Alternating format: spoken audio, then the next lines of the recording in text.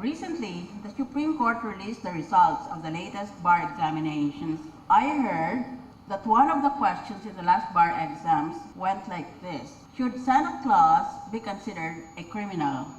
Should Santa Claus be considered a criminal? Guess. The answer is yes.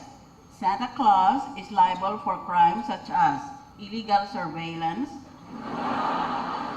unfair labor practices, animal abuse, and breaking and entering. And while talking of the bar exams, let me ask you, do you know what is the result of the IQ exams of corrupt politicians? Answer, negative.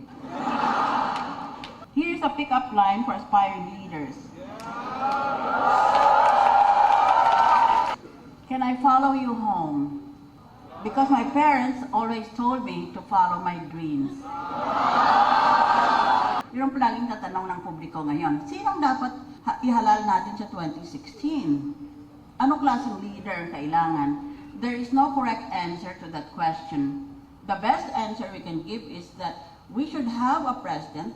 He or she will eventually turn out to be possibly the best president of our country if he knows how to adjust his leadership to the situation where we find ourselves. Halimbawa, nakita na natin, lahat pala itong mga senador at mga congressman, puro gago ito, nakaw ng pera ng gobyerno.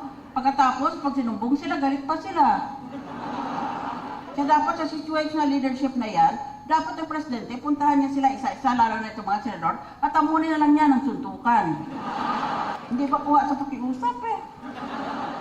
Sa ngayon, hindi naman tumatakbo ang mga kandidato para makapagsilbi sila sa publiko, kung hindi para makapagnakaw sila.